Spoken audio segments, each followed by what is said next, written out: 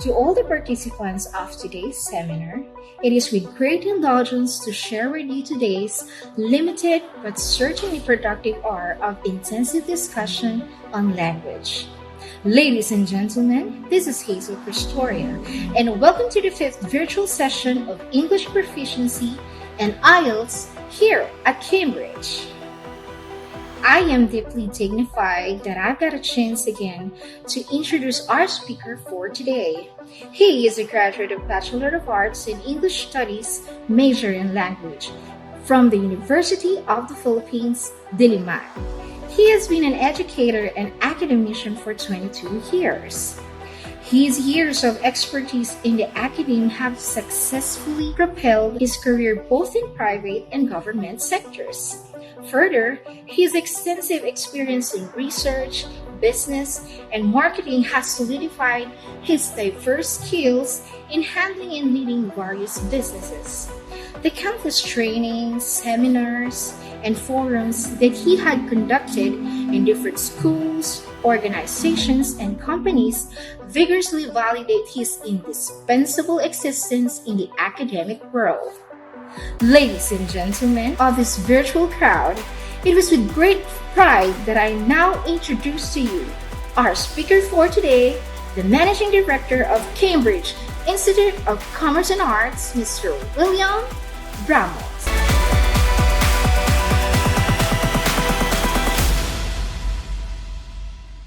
Number 30, that's 2, right? 1. 1, orange. Orange. This one, Alright. orange. So it's orange, one syllable only. I want to know orange. All right. Orange. All right. Those are most commonly used words, and we realize there that as much possible you reduce the sounds.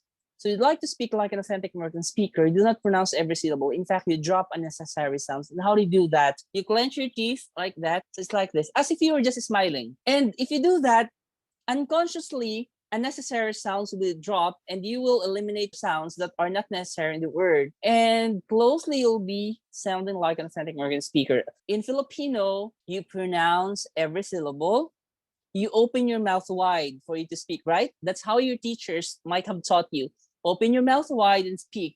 In American English, the more you open your mouth, the less you sound like an authentic American speaker. I've been talking to a lot of Americans lately. Again, a lot of Americans. It's not lot of.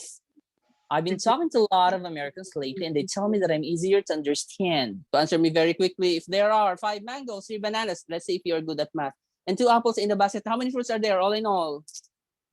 10. Quick. 10. All right. Good. 10. Who said that? Jeffrey? Yes. Said 10? Jeffrey, all right. Can you name all those 10 fruits? 3 fruits only. Mangoes, bananas, and apple. Jeffrey, you said there are 10 fruits, right? So name all those 10. Now, in a taxi or on a taxi? On a taxi. On a taxi. In. Public taxi. Yeah, it's so confusing. If it's So- private, in or on? In. In. If it's public, if it's public, in or on? On. On. Taxi, public or private? Public. Public. Public. In or Public, on? yeah. On. On. In. On. In. I think in a taxi. Reiterate the rule.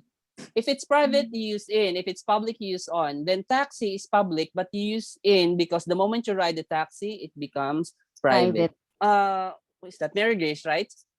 Yes, sir. You don't have a video. You don't have a camera. Can you turn on your camera so that we can all see how you look like? Hi, sir. Hi, good afternoon. All right. Good afternoon. You're saying right now that it was not an oblong because you've learned from from your teacher way back in your elementary days, most probably, that it's not really an oblong because it's a rectangle, as you said, right? Yes, sir. And you believe your teacher, correct?